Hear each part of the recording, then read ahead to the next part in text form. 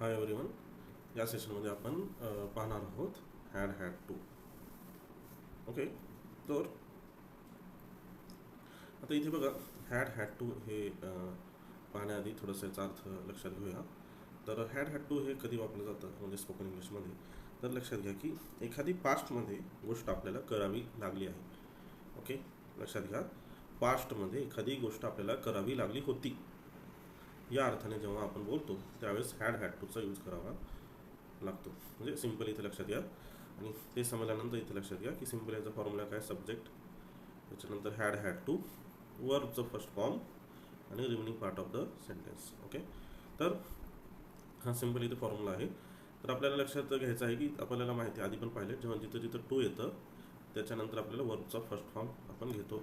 Friends, हे आपल्याला इथे लक्षात ठेवायचं आहे.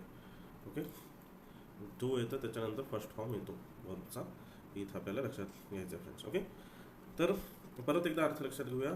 तर हॅड टूचा यूज हा पास्टमध्ये एखादी गोष्ट आपल्याला करावी लागली होती या अर्थाने आपण घेतो. त्याच्यामध्ये काही सिच्युएशननुसार थोडंफार अर्थामध्ये आपण बदलही करू शकतो, थोडे अर्थ काही चेंज होऊ शकतात. तर एक बेसिक अर्थ इथे तुम्ही लक्षात घ्यायचा आहे.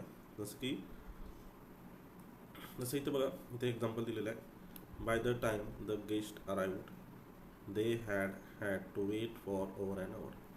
म्हणजे तुम्हाला 1 तासापेक्षा जास्त वेळ वाट पाहावी लागली होती या अर्थाने इथं आपण इथे लक्षात घेतलेलं आहे.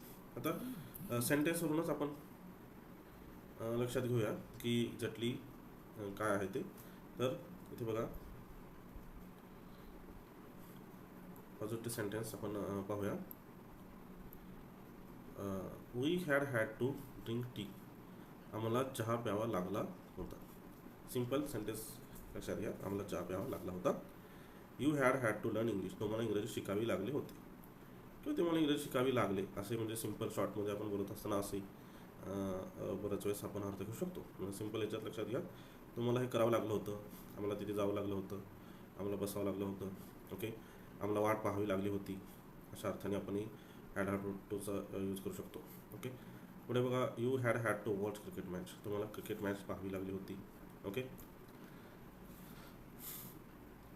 You had to do that work in the night. म्हणजे तुम्हाला ते काम रात्रीपर्यंत करावे लागले होते. ओके, म्हणजे रात्री ते काम तुम्हाला करावे लागले होते. Ravi had to marry this year. रवीला ह्या वर्षातच लग्न करावे लागले होते. Okay, Krishna had to clean his room. कृष्णाला त्याची रूम स्वच्छ करावी लागली होती.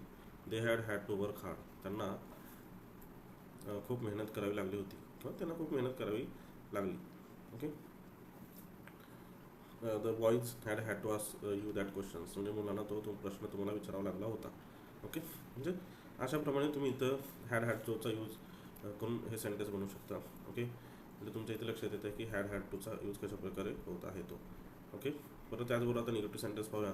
निगेटिव्ह सेंटेन्समध्ये लक्षात घ्यायचं आहे की हॅडच्या नंतर नॉटचा यूज होतो. फ्रेंड्स, एवढं लक्षात घ्यायचं आहे. फॉर्म्युला तोच आहे, subject plus had plus not and had to V one and object. Okay, जसं की आता आपण सेंटेन्सवरून थोडंसं अंदाज घेऊया, लक्षात घेऊया.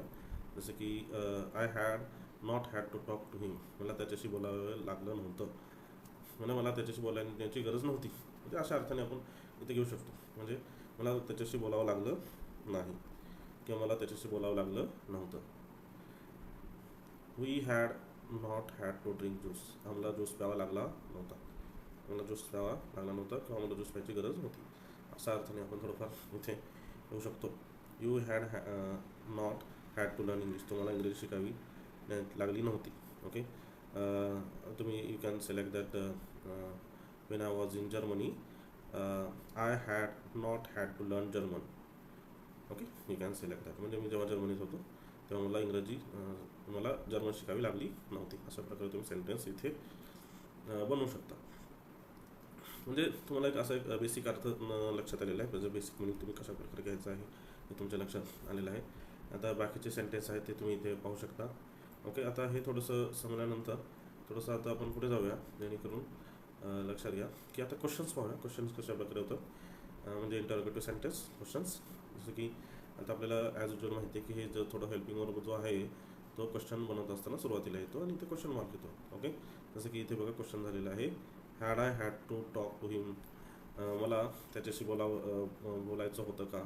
ओके, मला त्याच्याशी बोलायचं होतं का, किंवा मला त्याच्याशी बोलावं लागलं असतं का, असं म्हणू शकता. मला त्याच्याशी बोलायचं होतं का म्हणजे त्याच्याशी मला बोलण्याची गरज होती का. ओके, अशा अर्थाने आपण इथं घेऊ शकतो. Okay, had we had to have tea. मला चहा घ्यायला पाहिजे होता का, अशा प्रकारे. ओके, तुम्ही बोलू शकता. Had you had to learn English. तुला इंग्रजी शिकायचे होते का, किंवा तुला शिकावं लागलं असतं का, किंवा शिकायचं होतं का इंग्लिश मला, अशा अर्थाने तुम्ही इथे अर्थ घेऊ शकता. ओके, तर एक बेसिक अर्थ तुम्ही लक्षात घ्या एक म्हणजे ह्या सेंटेन्सचा, की पास्टमध्ये एखादी गोष्ट तुम्हाला करावी लागली होती, किंवा करावी लागली असती का, किंवा करावी लागली नव्हती, अशा अर्थाने जेव्हा आपण बोलतो किंवा सेंटेन्स बनवतो तेव्हा हॅड हॅड टूचा यूज होतो फ्रेंड्स. ओके, इथं आणखी काही सेंटेन्स आहेत, तुम्ही ते सेंटेन्स पाहून त्याचा अर्थ तुम्ही इथे घेऊ शकता फ्रेंड्स. ओके, तर अशा प्रकारे तुम्ही बोलत असताना किंवा तुमच्या लँग्वेजमध्ये स्पोकन इंग्लिशमध्ये अशा प्रकारे तुम्ही याचा जास्तीत जास्त यूज करून सेंटेन्स बनवून पहा, जेणेकरून तुम्हाला याची चांगल्या प्रकारे प्रॅक्टिस होईल आणि बेसिक आपल्या कम्युनिकेशनमध्ये याचा बऱ्याच वेळेस उपयोग होत असतो. होप तुम्ही याचा यूज कराल. ओके, होप तुम्हाला चांगलं समजलं असेल अशी आशा करतो. Okay, thank you.